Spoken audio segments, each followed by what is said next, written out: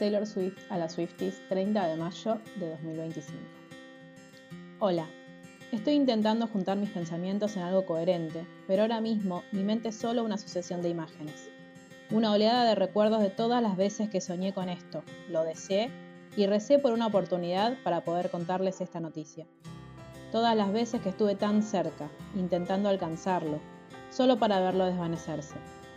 Casi dejé de pensar que esto podría suceder alguna vez, después de 20 años de esperar, mientras la zanahoria estaba delante y luego era retirada. Pero todo eso ya quedó atrás. Desde que supe que esto realmente estaba pasando, he estado llorando de alegría en intervalos aleatorios. Realmente puedo decir estas palabras. Toda la música que he hecho ahora me pertenece a mí. Y todos mis videos musicales, todas las películas de conciertos, el detrás de cámaras y la fotografía, las canciones inéditas, los recuerdos, la magia, la locura, toda la obra de mi vida. Decir que este es un momento dulce de victoria es ser bastante comedida. Para mis fans, ustedes saben lo importante que esto ha sido para mí. Tanto que meticulosamente regrabé y lancé 4 de mis álbumes, llamándolos Taylor's Version. El apoyo apasionado que le dieron a estos álbumes y la historia de éxito en que convirtieron en The Eras Tour es la razón por la que pude comprar de nuevo mi música. No puedo agradecerles lo suficiente por ayudarme a reunirme con este arte al que he dedicado mi vida, pero que nunca había poseído hasta ahora. Todo lo que siempre quise fue la oportunidad de trabajar lo suficientemente duro para algún día poder comprar mi música directamente, sin ataduras, sin socios, con plena autonomía. Estaré eternamente agradecida con el equipo de Jamrock Capital por ser las primeras personas que me ofrecieron esto. La forma en que manejamos cada interacción fue honesta, justa y respetuosa. Para ellos fue un negocio, pero para mí fue la oportunidad de reunirme con mi trabajo pasado, mis recuerdos y décadas de sueños. Estoy infinitamente agradecida. Mi equipo lo es todo para mí, y el equipo de Jamrock merece también mucho crédito en todo esto. Ya sé, ¿qué pasa con Rep TV? Con total transparencia, ni siquiera he regrabado una cuarta parte de ese proyecto. El álbum Reputation fue tan específico para ese momento de mi vida que cada vez que intentaba revisitarlo, encontraba un punto de parada. Toda esa rebeldía, esa venganza para ser entendida mientras me sentía deliberadamente incomprendida, esa esperanza desesperada, esa oscuridad vergonzosa y traviesa. Para ser honesta, es el único álbum de esos primeros 6 que pensé que no podría mejorarse regrabándolo. No la música, ni los videos, ni las visuales. Así que lo sigo posponiendo. Habrá un momento para mostrarles las canciones inéditas de ese álbum también. Ya he regrabado por completo mi álbum debut y realmente me encanta cómo suena ahora. Esos 2 álbumes aún pueden tener su momento para resurgir cuando sea el momento adecuado, de una manera que nos emocione a todos. Pero si eso sucede, no será desde un lugar de tristeza y añoranza, o de lo que me hubiera gustado que fuera. Solo será una celebración ahora. Me conmueven profundamente las conversaciones que esta historia ha encendido en la industria, entre artistas y fans. Cada vez que un nuevo artista me dice que decidió ser dueño de sus grabaciones maestras en su contrato discográfico gracias a esta lucha, recuerdo lo importante que fue que todo esto pasara. Gracias por interesarse en algo que solía considerarse demasiado centrado para la industria, para una discusión amplia. Nunca sabrán lo mucho que significa para mí que se hayan preocupado. Cada paso que dimos contó y nos trajo hasta acá. Gracias a ustedes, a su buena voluntad, trabajo en equipo y aliento, las mejores cosas que alguna vez fueron mías, finalmente lo son de verdad. Con emoción y asombro, Taylor. Bienvenidas a un nuevo episodio de Literalmente el Podcast, un podcast de cultura pop con anteojos feministas, en el que quizás sea la edición más emocionante que tuve que grabar hasta este momento, porque hoy estamos celebrando que Taylor Swift nuevamente es dueña de su música y del trabajo de toda su vida, pero esto llevó un largo camino que hoy vamos a repasar todas juntas. Así que en principio les doy la bienvenida a que revisitemos toda la historia de esta lucha que tuvo Taylor y que arrancó hace bastantes años, una lucha de la que nosotras también fuimos parte, una parte bastante fundamental en palabras de la misma Taylor. Así que mi recomendación en este momento es que busquen algo calentito para tomar si están en el hemisferio sur como yo en este momento, que hace frío, y me acompañen a ir una vez más, punto por punto, para entender la importancia que tiene para Taylor esta victoria y lo especial que es para nosotras, que fue para nosotras haberla acompañado en este camino. Así que bienvenidas a este episodio en el que Taylor Swift por fin recupera toda su música.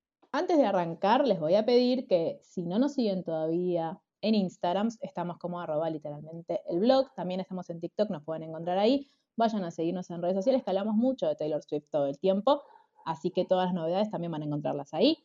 Dicho esto, antes de arrancar a explicar cuál es la historia detrás de esta lucha de Taylor para poder poseer su música, primero tendríamos que entender qué son los masters y por qué son tan importantes, no solo para Taylor, sino para todos los artistas. De hecho, vimos como al final de la carta Taylor está orgullosa de haber empezado esta batalla o haber dado esta discusión, porque muchos artistas, creo que una de las que nosotros más conocemos es Olivia Rodrigo, han empezado a tener en cuenta al momento de negociar sus contratos musicales con las discográficas la posibilidad de ser dueños de sus masters desde un principio.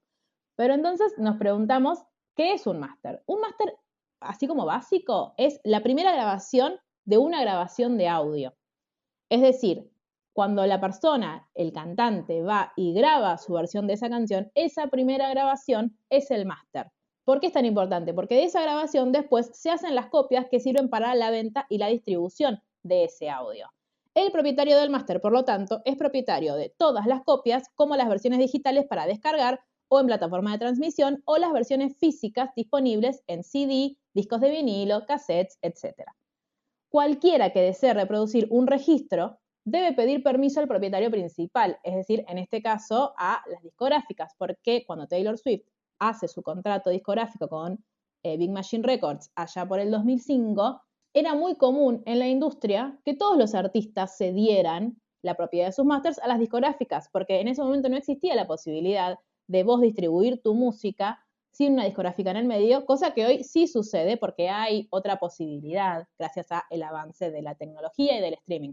En ese momento, las únicas personas que hacían esas cosas, o las únicas instituciones que lo hacían a niveles mayoristas o a un nivel de distribución que podía servirle y rentabilizarle económicamente a un artista, eran las discográficas. Entonces uno tendía a aceptar estos tratos que eran absolutamente normales y cotidianos para la fecha. Antes de la aparición de las plataformas de música digital, los músicos dependían de los sellos discográficos para promover sus medios musicales, como la reproducción en la radio o la distribución física a los minoristas, porque eso también es otra cosa. Lo que hacen las discográficas al poseer sus masters es poder mandarlos a las radios. En ese momento la radio era muy, muy, muy importante antes de la aparición de las plataformas de streaming. Entonces era la manera que tenían los artistas de darse a conocer. Nadie en ese momento discutía o se le ocurría plantear otra cosa que no sea, si está bien, la discográfica va a ser la dueña de esta primera grabación original mía y después de ahí todo el resto de las copias van a tener que pedirle permiso a la discográfica. Yo también voy a ganar dinero con eso, por supuesto, pero no va a ser mío ese original. Ahora, todos sabemos, o bueno, quizás no nos estamos enterando en este momento, que Taylor cuando firma contrato con Big Machine Records lo firma por 6 discos, ¿sí? Que son los 6 discos que ella termina grabando con Big Machine. De esos 6 discos, por supuesto, Big Machine Records, en ese momento Scott Borchetta, era el dueño de esos masters, de todos los masters de todos sus discos, no solamente de todos de la música, sino también de todo lo que llevaba o conllevaba hacer un disco. Es decir, los videoclips, las presentaciones en vivo, los shows en vivo, los libritos que venían con los discos y todo el arte que acompañaba ese proyecto musical. Recordemos también, y esto sí me parece importante, ya no tanto a nivel de negocio, pero sí a nivel personal y para que entendamos también por qué Taylor se sintió tan traicionada en su momento por Scott Borchetta, que era el dueño de Big Machine Records. Él, en el momento en el que la conoce a Taylor, le cuenta que él se estaba yendo de una discográfica muy grande para la que había trabajado durante muchos años y estaba empezando su sello discográfico y que ella iba a ser la primera cantante fichada, la primera artista de esa discográfica. Taylor venía ya de tener un contrato de composición con Sony y ella lo había rescindido porque no se estaba sintiendo ni comprendida ni se le estaban dando las oportunidades de desarrollar su propia música. Como que ella estaba escribiendo y le decían, bueno, sí, quizás en algún momento vos podés sacar tu disco, pero no le ofrecían un contrato discográfico. Entonces ella estuvo entre la disyuntiva de seguir con una discográfica muy grande o apostar por el sueño de otra persona, que era el sueño de Scott Borchetta, de tener su propio sello discográfico. Taylor dice, o en su momento contaba, que ella sintió que Scott estaba apostando por ella y por su sueño y que ella también estaba apostando por el sueño de Scott. Por eso es que llegan a este acuerdo y durante muchos años, incluso les diría durante toda la existencia de Big Machine Records, Taylor Swift fue la artista más relevante y la que más ganancias le dejaba. De hecho, ahora cuando veamos todo el desglose de todo lo que fue esta batalla empresarial y legal entre Taylor y las distintas personas que después fueron adquiriendo el catálogo de Big Machine, era lo que más cotizaba dentro de todas esas acciones comerciales que se podían adquirir de la discográfica. Si bien nosotros nos enteramos en 2019 cuando Taylor cuenta todo este lío y todo lo que estaba sucediendo con sus masters, en realidad las discusiones empiezan en 2018. ¿Por qué? Porque 2018 era el año en el que se terminaba el vínculo contractual entre Taylor Swift y Big Machine Records. Taylor Swift, de buena fe, va a sentarse con Scott Borchetta a decirle, che, vos sabés que para mí es recontra importante tener la propiedad de mis masters. Es el trabajo de toda mi vida y yo lo quiero. Entonces quería ver si había alguna posibilidad de que nosotros discutamos que vos me lo vendas.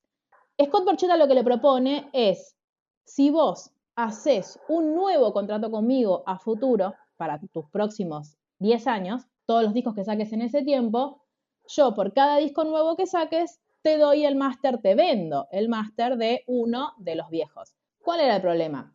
Que le daba 10 años de seguir estando en este contrato discográfico con él para poder empezar a comprar de a uno sus masters. Entonces, Taylor rechaza el acuerdo y decide irse con Universal en octubre de 2018. En ese mes, Billboard informa que Universal es la única gran discográfica interesada en comprar Big Machine Records y que las negociaciones han superado los $300 millones, porque informan que Scott Borchetta llevaba por lo menos 3 años intentando o con la idea de vender Big Machine Records, y que incluso lo negoció con el director ejecutivo de Snapchat, que en ese momento era Ivan Spiegel. Billboard también informa que Big Machine lleva meses intentando renovar el contrato de Taylor y, según fuentes y otros sellos discográficos, también han estado en conversaciones para intentar ficharla. Un aspecto central de las conversaciones de Taylor Swift con Big Machine ha sido la idea de que el sello le ceda la propiedad de sus masters, algo que una gran discográfica difícilmente concedería. En noviembre de ese año se termina el contrato de Taylor con Big Machines y el 19 de noviembre Taylor anuncia su nuevo acuerdo con Republic Records y Universal Music Group, es decir, Universal. Saca una carta contándonos a las fans que estaba cambiando de discográfica. Dentro de esa carta, Taylor nos dice, también es increíblemente emocionante saber que soy la dueña de todas las grabaciones maestras que haga de ahora en adelante.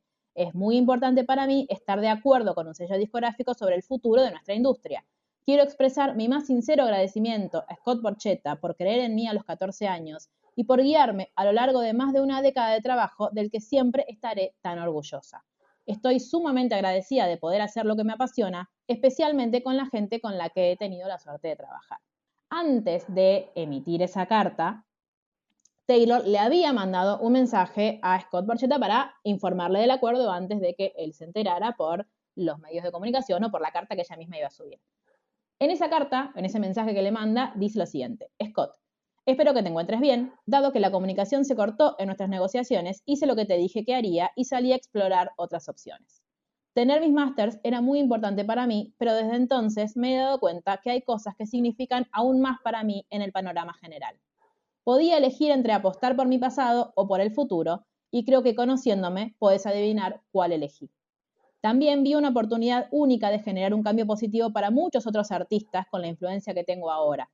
Sé que crees en lo mismo que yo y me gustaría pensar que estarías orgulloso de lo que he negociado en mi contrato. Quería decirte primero que firmaré con Lujan. Honestamente, aprecio mucho todo lo que hemos construido juntos y pienso decirlo en mi anuncio de nuevo contrato. Lo que logramos juntos será un legado duradero y un ejemplo de excelentes colaboraciones y espero que continúen.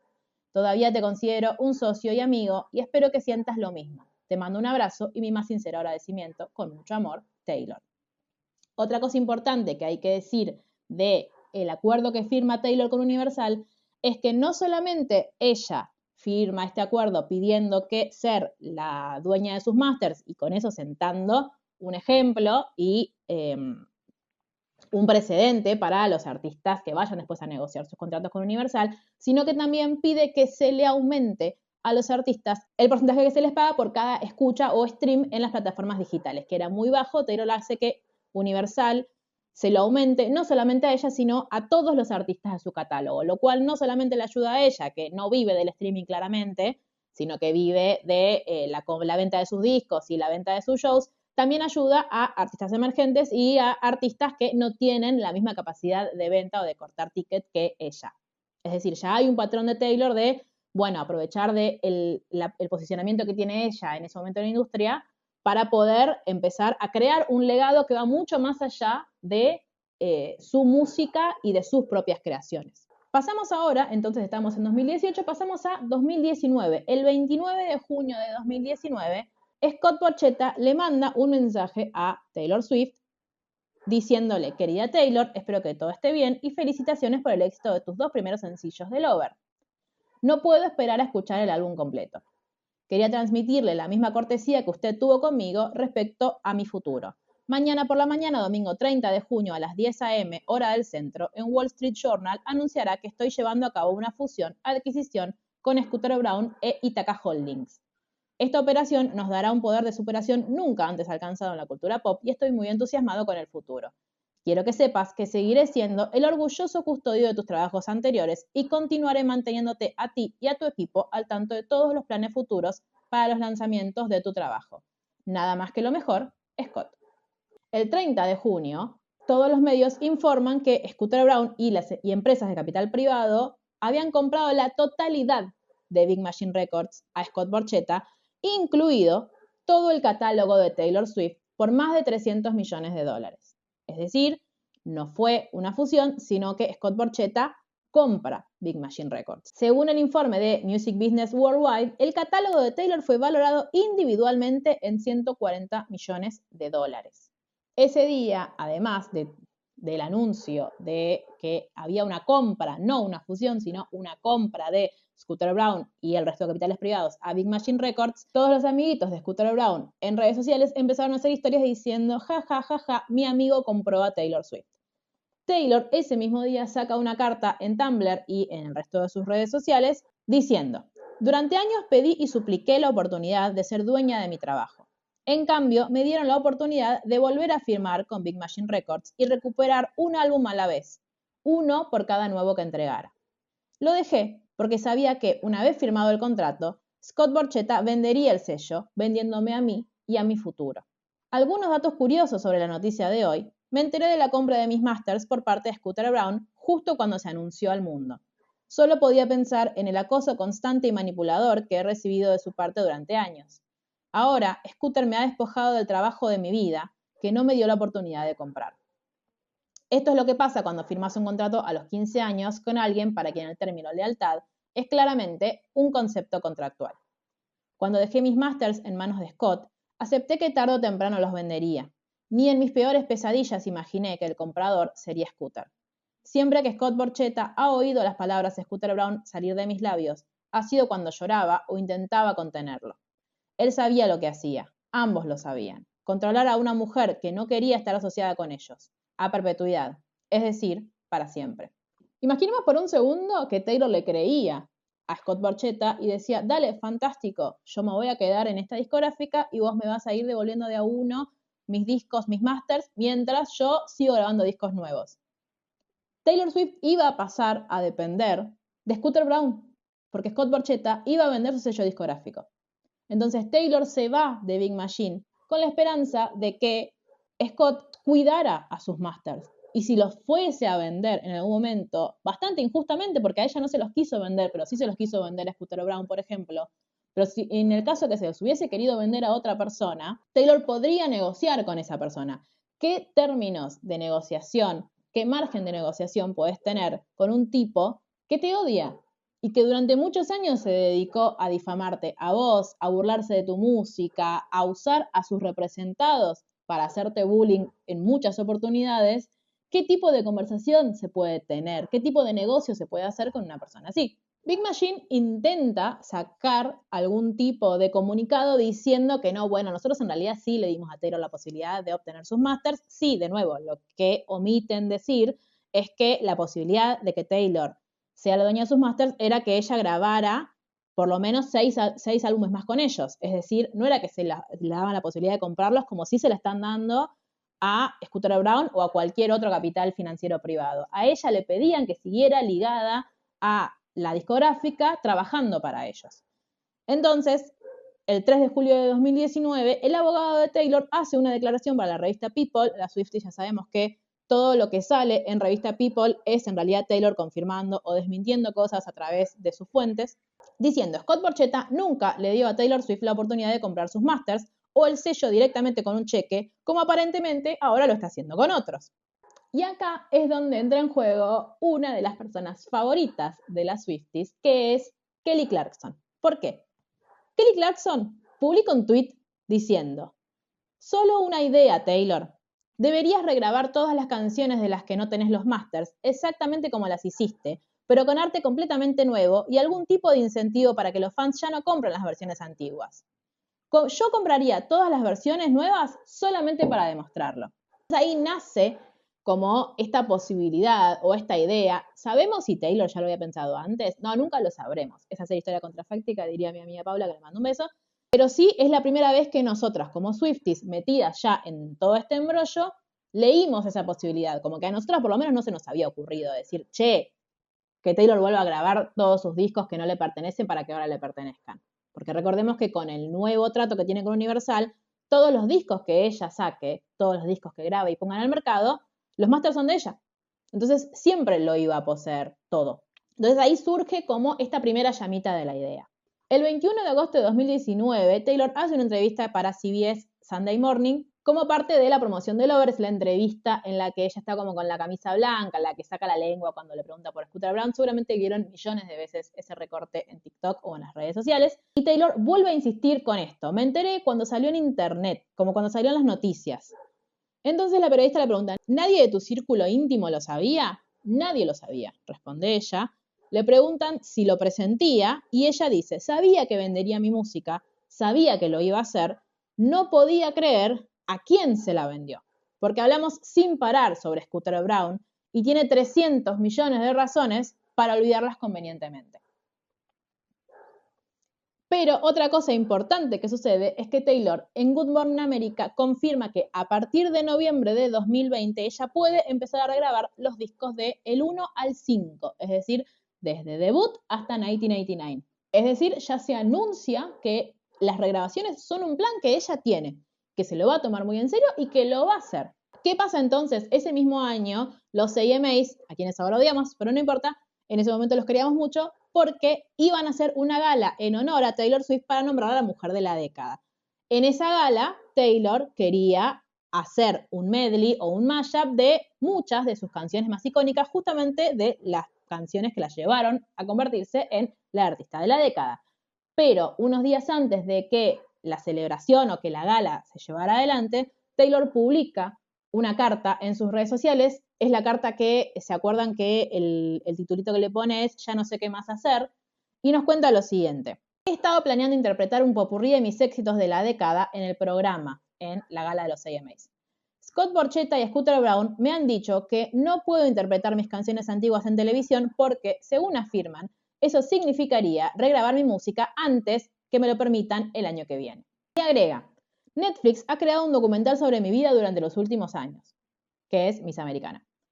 Scott y Scooter han rechazado usar mi antigua música o grabaciones de mis actuaciones para ese proyecto, a pesar de que no se menciona a ninguno de ellos ni a Big Machine Records en ninguna parte del documental. Scott Borchetta le dijo a mi equipo que me permitirían usar mi música solo si cumplo con lo siguiente: si acepto no volver a grabar versiones de mis canciones el año que viene y también dejar de hablar de él y de Scooter Braun.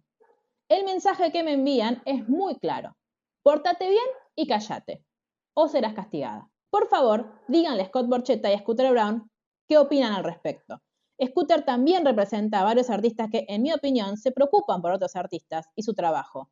Pídanles ayuda con esto. Espero que puedan convencer a los hombres que ejercen un control tiránico sobre alguien que solo quiere tocar la música que ella escribió. He intentado resolver esto de forma privada a través de mi equipo, pero no he podido resolver nada. Por supuesto que a partir de ese momento, nosotras las Swifties fuimos cual minions a decirle a Scooter Braun y a Scott Borchetta, Free Taylor, déjenla cantar sus canciones, entre otras muchas cosas, pero la idea principal era esa.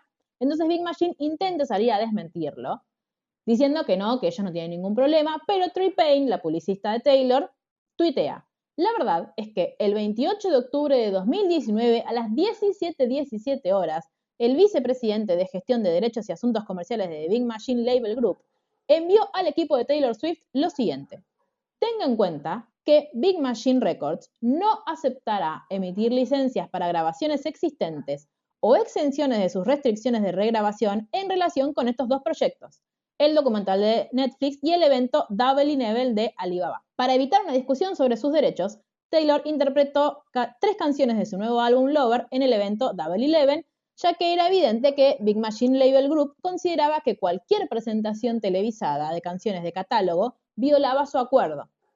Además, ayer Scott Borchetta, director ejecutivo y fundador de Big Machine Label Group, rechazó rotundamente la solicitud tanto para los American Music Awards como para Netflix.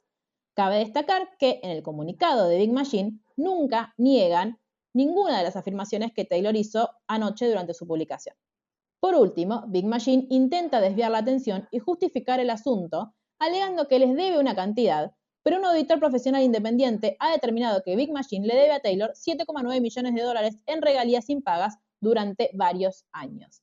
Porque otra cosa que decía Big Machine era que ellos no querían que Taylor fuera a cantar sus canciones viejas en los AMAs porque Taylor les debía plata. Entonces Trey Payne, ¿qué dice? No. Hubo un auditor y el auditor dice no solamente que Taylor no les debe plata a ustedes, sino que ustedes le deben plata a Taylor. Entonces empieza a hacer esta presión más pública para que a Taylor le permitan cantar, algo que parece como evidente, que es que ella pueda tener la posibilidad de cantar las canciones que ella misma escribió y compuso en la gala donde la van a coronar por sus 10 años de carrera. O sea, es insólito. Era insólito incluso para los Swifties en ese momento que no la dejaran hacerlo. Finalmente la dejan y Taylor puede cantar todas las canciones de sus discos pasados y ella, por supuesto que iba a dar un mensaje en esa gala. Es la gala en la que sale al escenario con una camisa blanca que tiene todos los nombres de sus discos anteriores. De hecho, ahí nos empezó a dar como una pista de cómo iba a ser el orden de las regrabaciones, porque más allá del mensaje cultural que se da con ella teniendo Fearless en la espalda, como no les tengo miedo, porque yo sé muy bien lo que valgo, mi trabajo, y que tengo un montón de gente que me está bancando la parada, Fearless fue la primera regrabación. Ahora, unos días después, más específicamente el 13 de diciembre de 2019, cuando Taylor cumplió 30 años, Billboard la nombra Mujer de la Década también. Esto es otra gala, diferente de los AMAs, y ella en esa gala da un discurso que dice: el mundo desregulado del capital privado entra y compra nuestra música como si fuera una propiedad inmobiliaria, como si fuera una aplicación o una línea de zapatos. Esto me acaba de pasar sin mi aprobación, consulta ni consentimiento. Tras negarme la posibilidad de comprar mi música directamente, mi catálogo completo se vendió a Ithaca Holdings de Scooter Braun, en un acuerdo que, según me han dicho, fue financiado por la familia Soros, 23 Capital, Carlyle Group. Sin embargo, hasta la fecha, ninguno de estos inversores se ha molestado en contactarme directamente a mí ni a mi equipo para realizar la debida diligencia sobre su inversión en mí, para preguntarme qué opinaría del nuevo propietario de mi arte, la música que escribí, los videos que creé, fotos mías, mi letra, los diseños de mis álbumes. Y por supuesto, Scooter nunca se puso en contacto conmigo ni con mi equipo para hablar de ello antes de la venta, ni siquiera cuando se anunció. Estoy bastante segura de que él sabía exactamente cómo me sentiría al respecto. Y déjenme decirles que la definición de privilegio masculino tóxico en nuestra industria es que la gente diga, pero siempre fue amable conmigo, cuando planteo preocupaciones válidas sobre los artistas y sus derechos a poseer su música. Y por supuesto que es amable con vos. Si estás acá, tenés algo que él necesita. El hecho es que el capital privado es lo que le permitió a este hombre pensar, según su propia publicación en las redes sociales, que podía comprarme. Una cosa importante y que explica también por qué Taylor tenía esta necesidad de realmente poseer ella el trabajo de toda su vida, era porque realmente ella empezó con 14, 15 años a escribir sus canciones, que son las que después termina grabando en sus discos, en su contrato con Big Machine, y ella en un momento cuenta, son las canciones que yo escribía en los recreos de la escuela, las canciones cuando estaba triste, llorando, en el piso de mi pieza, escribía ahí, los videoclips que hice, los storyboards en mis cuadernos, mi propia letra, porque la tipografía de 1989 es su letra. Hay una canción de 1989 en el que el beat es el latido de su corazón. Entonces ella pone absolutamente todo de su vida y de su talento en todos sus proyectos. Por eso era tan importante para ella poder poseerlos, que sean realmente de ella. Y sobre todo, que en última instancia, si no eran de ella, que no sean de uno de los tipos que ella más odia en la industria. Unos meses después, en abril de 2020, Taylor publica una historia de Instagram en respuesta al lanzamiento de un antiguo álbum en vivo de Big Machine, porque esa era otra cosa que pasaba. De repente empezaron como a hacer algunos cambios en el catálogo. Uno, por ejemplo, un cambio muy, muy chiquitito que pasó, pero que todas nosotras dijimos, che, ¿cómo se nota que no tiene ni idea de lo que compraron? Era que le habían cambiado el nombre a Reputation en todas las plataformas de streaming, ya no aparecía con la R minúscula como es originalmente, sino que aparecía con la R mayúscula. Después lo cambiaron, pero como que vimos que había empezado a haber como mucho movimiento, y de hecho Taylor, de su playlist de toda la discografía de Taylor Swift, saca todos sus discos robados.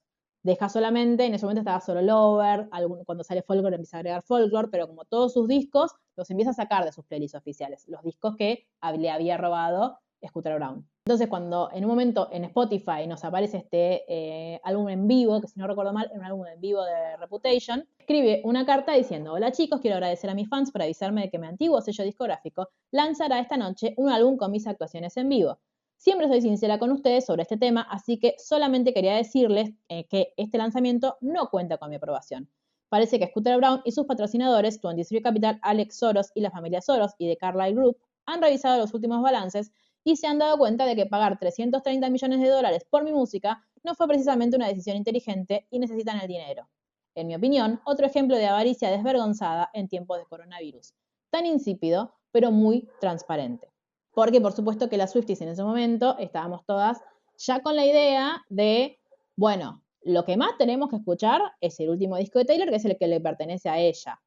No teníamos en ese momento otra posibilidad de que nos fuera, o sea, era escuchar los discos si los tenías en tu casa, pero por ejemplo habíamos dejado de comprar discos viejos, porque todos los discos, desde Debut a Reputation, de esas ventas le llevaban ganancias a Scooter Brown y toda esta gente que le había robado a Taylor el trabajo de toda su vida. Entonces nosotros no comprábamos más esas versiones, sí comprábamos Lover y todo lo que ella fuese a sacar después, incluso estábamos esperando las regrabaciones. Ahora, el 16 de noviembre de 2020, Variety confirma que Scooter vendió el catálogo de Taylor. ¿A quién se lo vende? A un fondo de inversión, que en ese momento se desconocía, pero se creía que el acuerdo superaba los 300 millones de dólares y que se había cerrado en las últimas semanas. Cuando pasa esto, cuando Scooter Brown vende sus acciones de Big Machine, por ende, todo el catálogo de Taylor, Taylor publica una carta de respuesta diciendo: quería ponerme al día con ustedes, como saben, durante el último año he estado intentando activamente recuperar la propiedad de mis grabaciones maestras. Con ese objetivo, mi equipo intentó entablar negociaciones con Scooter Brown.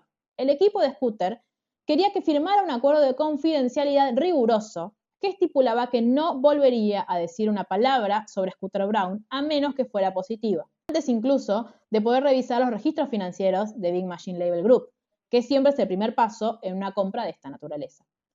Así que tendría que firmar un documento que me silenciaría para siempre antes de tener la posibilidad de pujar por mi propio trabajo.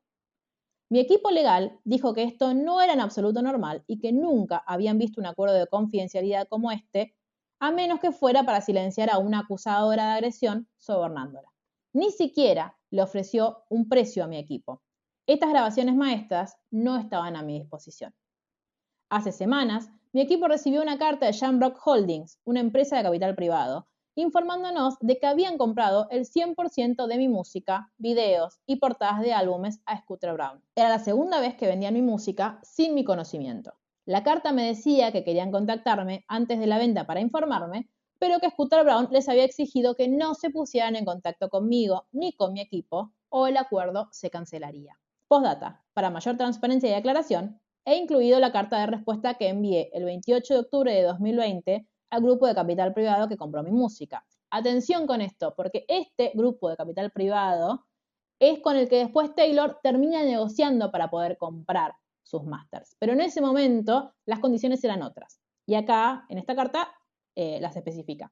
Esta es la carta que Taylor les manda. Queridos Patrick, Jason y Laura, muchas gracias por su carta. Al leer sus amables palabras me emocionó la idea de trabajar con personas que valoran el arte y comprenden cuánto significa para mí el trabajo de toda mi vida. Inmediatamente comencé a planear todas las formas en que podríamos trabajar juntos para expandir y proteger mi música, maximizando los resultados para todos los involucrados, especialmente mis fans. Así que, a pesar de que esta fue la segunda vez que mis masters fueron vendidos sin mi conocimiento mientras intentaba activamente comprarlos, su carta me dio mucha esperanza sobre mi legado musical y sobre una posible colaboración futura. Por eso me sentí tan decepcionada al enterarme de que, bajo los términos de su adquisición, Scooter Braun e Ithaca Holdings seguirían recibiendo muchos años de ingresos futuros por mis masters, videos musicales y arte de los álbumes. Si los apoyo como ustedes me lo solicitaron, estaré contribuyendo a esos pagos futuros hacia Scooter Braun e Ithaca Holdings. Simplemente no puedo, en conciencia, participar en algo que beneficie directa o indirectamente a los intereses de Scooter Braun. Como resultado, no puedo considerar ser socia de ustedes actualmente. Es una pena saber que no podré ayudar a hacer crecer el futuro de esas obras pasadas y me duele profundamente tener que seguir separada de la música en la que trabajé durante más de una década, pero este es el sacrificio que tengo que hacer para mantener a Scooter Braun fuera de mi vida. Lamento mucho que esto los haya puesto en esta posición. Desearía que el desenlace hubiera sido otro y por favor, háganmelo saber si su empresa llega a estar completamente independiente de Scooter Braun y sus asociados. Siento la necesidad de ser muy transparente con ustedes, seguiré adelante con mi cronograma original de regrabaciones y pronto comenzaré ese proceso. Sé que esto disminuirá el valor de mis antiguos masters, pero espero que comprendan que esta es mi única forma de recuperar el orgullo que solía sentir al escuchar canciones de mis primeros 6 álbumes y también de permitir que mis fans escuchen esos álbumes sin sentir culpa por beneficiar a Scooter. Sinceramente, Taylor.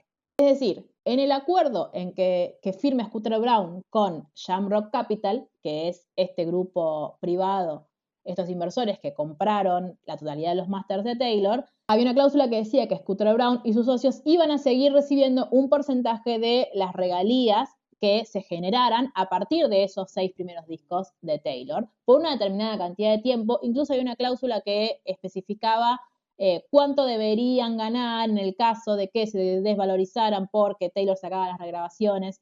Entonces, claro, Taylor dice, a ver, sí, gracias por acercarse a mí y por ofrecerme un trato, aunque sea, son las primeras personas que se sientan conmigo a hablar de la posibilidad de negociar algo de mis masters, pero yo no pienso negociar nada que beneficie a Scooter Braun, porque a mí no me los quiso vender, se los vendió a ustedes. O cuando me los quiso vender a mí, quiso tener un acuerdo de privacidad espantoso en el que me dijo, quédate callada, no digas más nada más de mí, porque si no, tu música la voy a seguir teniendo yo. Entonces, frente a esa manipulación, por supuesto que ella volvió a decir que no. Y de nuevo, creo que cualquiera de nosotros hubiese hecho lo mismo ante la posibilidad de darle cualquier tipo de beneficio a el tipo que te humilló, que te destrató, que intentó manipularte, que intentó silenciarte. La verdad es que basta rechazar cualquier cosa que logre eso. Sucedió en octubre de 2020. Recordemos que a partir de noviembre de 2020 Taylor ya podía empezar el proceso de regrabación. Y recordemos también que en 2020 Taylor saca en julio Folklore y en diciembre Evermore. En 2021 Taylor empieza entonces todo el proceso de regrabación de sus discos. Esas regrabaciones que iban a empezar a salir reciben el nombre de Taylor's Version, entre paréntesis, y el acuerdo implícito que teníamos las fans con ella era que a partir de que salieran las regrabaciones, las Taylor's Version, nosotros íbamos a dejar de escuchar los discos originales, es decir, lo que en ese momento nosotros le decíamos los discos robados, porque esos discos eran los que les traían beneficios a Scooter Braun o a cualquiera que tuviese en ese momento la propiedad de los masters. En cambio, los nuevos eran todos de ella.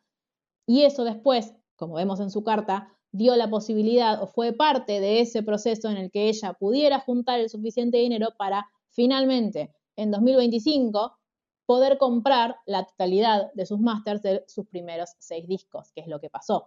Durante 2021 salen Fearless TV, y Red TV. En 2022 sale Midnight, cuando todos estábamos esperando una nueva regrabación, ella nos sorprende con un disco nuevo que dio la posibilidad, además, de uno de los sucesos más importantes para la carrera de Taylor y para la vida de todas las Swifties, que fue el Eras Tour. Ese Eras Tour, que también era una forma de reivindicar su trabajo de tantos años, de hacer un recorrido por toda su historia musical, que lograba poner en valor y lograba seguir trayendo el tema de sus discos y de sus regrabaciones y de los derechos que ella tenía sobre su música, sobre su trabajo, pero que también era una celebración de todo eso con nosotras. Recordemos incluso que el Eras Tour arranca con Miss Americana, que aparte es el nombre de su documental en Netflix, es la canción que dice, esto es vos y yo, ese es todo mi mundo. Es decir, Taylor siempre tuvo muy en claro que lo más importante, aparte de la música para ella, éramos nosotras. Y gracias a ese conjunto, gracias a esa comunión que logramos hacer nosotras como fans y ella trabajando para volver a grabar todos sus discos con la frustración y el dolor que eso muchas veces debe de haberle traído, pensando que esa posibilidad que le dieron a un montón de personas de poner plata para poder adquirirlos, a ella no se la dieron jamás o no se la dieron en un acuerdo honesto. Y ella aún así dijo, yo los voy a tener igual, me voy a volver a meter en un estudio de grabación con la cantidad de horas que eso implique y voy a sacar canciones nuevas para que mis fans tengan ese incentivo, como le dijo Kelly Clarkson en su momento, para comprar las nuevas versiones y voy a volver a grabar videoclips y voy a volver a hacer visuales. Mientras estoy dando un tour por la mitad del mundo, porque así de mucho me importa mi trabajo, mis derechos, mis canciones. Una de las cosas más emocionantes, creo yo, que leímos en la carta fue ese agradecimiento a nosotras porque por haber sido parte del Eras Tour, por haber ido a verla a sus shows, por haber streameado las nuevas versiones y haber comprado los nuevos discos, ella fue capaz de comprar su catálogo. Porque sí, ya sé que uno lo escucha de afuera y dice, ay, bueno, es millonaria, lo podía comprar igual. No dejan de ser. Taylor lo compró por 310 millones de dólares. Es decir, lo compró por 100 millones de dólares menos de lo que lo vendió Scooter Braun en su momento, porque Scooter Braun lo vendió por 405 millones. Realmente, que ella haya podido, más allá de que ella lo fuera a hacer, que ella haya podido hacer esa inversión, tiene mucho que ver con nosotras. Y ya no solamente con el periodo de tiempo específico en el de las regrabaciones y del Eras Tour, sino que nosotras tuvimos con ella durante todo el tiempo, durante todos sus años de carrera, acompañándola, comprando su música, comprando su merchandising y contribuyendo a que ella lograra tener la posición económica que tiene ahora para poder hacerse con lo que para ella es más importante, que es el trabajo de toda su vida. Ella lo dice muy específicamente en la carta. Yo soñaba con trabajar lo suficientemente duro para poder ser capaz de comprar mis masters.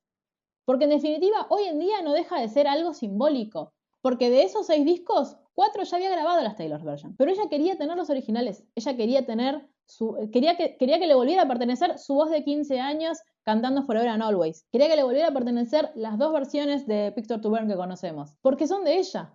Porque fue literalmente su cuerpo, su voz, su cabeza. Por eso es tan emocionante para nosotras verla conseguirlo. Y por eso fue tan importante para ella que nosotros hayamos decidido apoyar las Taylor's Version, hayamos decidido, che, esta lucha también es nuestra. Eso es algo que Taylor repitió muchas veces a lo largo del año pasado, en sus discursos, incluso cuando hablaba en el Eras Tour, que ella se había sentido muy conmovida porque nosotras nos hubiésemos subido un barco de algo que ella creyó que le importaba solamente a ella, pero que eso terminó abriendo un montón de discusiones y que eso terminó permitiendo que muchos artistas que quizás no estaban tan al tanto de eso, que no sabían que podían pedir ser los dueños de sus masters desde un principio, lo empezaran a hacer.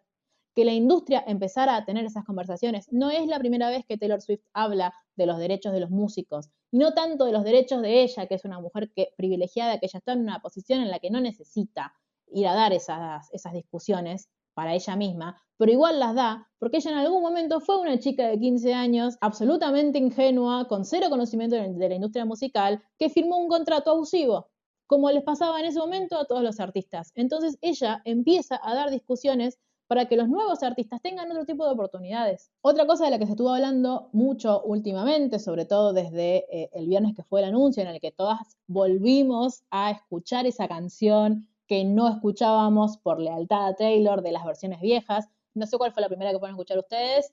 Yo fui a escuchar Better Than Revenge porque a mí la Taylor version, versión sororidad, no me gusta tanto.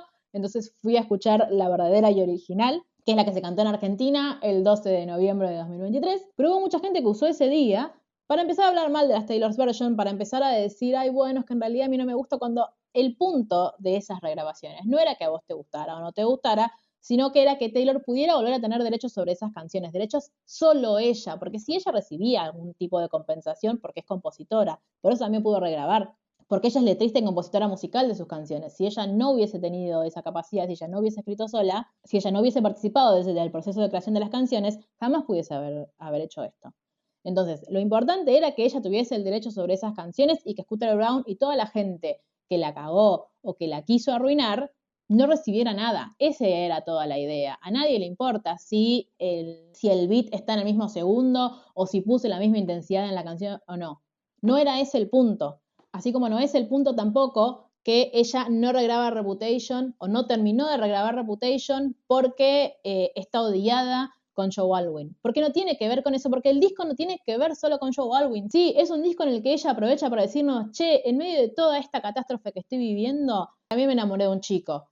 Pero Reputation es el disco en el que ella vuelve a la industria, vuelve al panorama musical, después de que todo el mundo la haya cancelado, después de estar un año sola, después de estar un año escondida, entrando y saliendo de su departamento adentro de valijas, bajándose de los aviones con un paraguas en la cabeza, no dejando que nadie la vea, yéndose del país incluso, para que la dejaran en paz. Entonces, reducir Reputation y la regrabación de Reputation a que, ay, no quiero volver a decirle Gorgeous a Joe Alwyn, también me parece una falta de respeto y también me parece que estamos absolutamente esquivando el punto que Taylor está tratando de hacer. Taylor lo que nos está diciendo es, mi trabajo vale y ese trabajo tiene que ser respetado y ese trabajo por sobre todas las cosas es mío y los derechos los tengo que tener yo. Esa es la discusión principal. No es la discusión de cuánto le va a doler o cuánto le va a remover. Por supuesto que le va a remover cosas regrabar Reputation. De hecho, es el disco más reciente que va a tener que regrabar y ya vimos cómo se sintió al respecto de toda esa situación cuando escuchamos The Torture Poets Department. Pero Reputation tiene otra cosa, de hecho ya lo dice específicamente en la carta, dice, no podía recrear esa ira, no podía recrear esa sensación de sentirme incomprendida y sobre todo, y esto es algo que ella no dice, pero es algo que yo pienso todo el tiempo, como ella debe haber sentido la ansiedad o la adrenalina que se debe haber sentido en el momento en el que sale Look What You Made Me Do, porque dice, esta es mi única bala. O sea, yo estoy volviendo después de un año, estoy intentando recuperar lo que en alguna vez tuve, lo dice mismo incluso la canción, y si sale mal, adiós. Y es un poco también lo que sentíamos los Swifties. En 2016, cuando la cancelan, todas creímos que nunca más la íbamos a volver a escuchar. Realmente existía ese miedo. Eso es algo que hoy en día a nadie le entra en la cabeza. Pero en 2016 era algo que pensábamos y que temíamos con muchos fundamentos. Entonces, que ahora querramos reducir a ella no queriendo regrabar el disco o no pudiendo regrabar el disco solamente porque está triste por Joe Alwyn, cuando ya vimos que está absolutamente superado y que ella está muy feliz ahora, la verdad es que me cuesta mucho creer la poca comprensión de texto y de circunstancia que tenemos. No me parece azaroso igual que las últimas dos regrabaciones que ella tenía bajo la manga en la situación en la que no pudiera finalmente recuperar su música o comprar sus masters como finalmente pudo, era que las dos últimas cosas que le quedaran eran su nombre y su reputación. Y el otro día leí a alguien en Twitter diciendo, ella termina toda esta guerra, sobrevive a la gran guerra que fue el recuperar sus masters con su nombre y su reputación intactas. Y eso, me parece, es de las cosas más hermosas y más importantes que tenemos que tener en cuenta al momento de celebrar esta grandiosa posibilidad que tuvo Taylor de comprar por fin el trabajo de toda su vida, ser su dueña y tener las ganas de compartirlo con nosotros. El 30 de mayo de 2025 es realmente una fecha patria para las Swifties, sobre todo para las que evidentemente entendimos cuál era su lucha, la acompañamos y nos emocionamos de la misma manera que ella. Yo creo que no hay una Swiftie que no haya llorado leyendo esa carta, que no se haya emocionado al nivel del límite de lo parasocial del vínculo que tenemos con ella. Sobre todo porque para mí Taylor empezó a descubrir que efectivamente hay una canción de ella para cada momento de su vida, porque la manera en la que ella tuvo de presentarnos esta noticia fue diciendo You belong with me, carta en mi web, porque siempre, desde el inicio, esos masters y esas regrabaciones le pertenecieron a ella. Entonces, como ella misma dice en This Love, Estas manos tuvieron que dejarlo ir, pero este amor por fin volvió hacia mí. Así que hoy en día todas las ceras de Taylor Swift están con ella en su casa, le pertenecen como siempre tendría que haber sucedido y nosotras no podemos estar más orgullosas y más honradas de haber sido parte de esa recuperación, de esa soberanía que tiene ella ahora sobre su música, sobre su trabajo y sobre la obra de toda su vida. Así que Swifties, yo propongo que las Swifties argentinas que sabemos de lo que significa la soberanía y la batalla de vuelta de obligado, empecemos a nombrar este día como el Día de la Soberanía Swiftie y lo celebremos todos los 30 de mayo de los años subsiguientes, con la importancia que tiene y de la manera en la que se merece. Espero que les haya gustado este recap por todo lo que fue esta batalla legal y mediática para que Taylor por fin pudiese recuperar su trabajo. Que me sigan en redes sociales si todavía no lo están haciendo, es @literalmente el blog, tanto en Instagram como en TikTok. Que me dejen un comentario contándome primero, ¿cuál es la canción que fueron a escuchar apenas se enteraron de que Taylor volvía a tener los derechos sobre sus discos viejos? Y también, ¿cómo se sintieron y quién fue la primera persona a la que le escribieron para comentar esta noticia? Muchas gracias por llegar hasta acá y nos vemos la semana que viene con un nuevo episodio del podcast.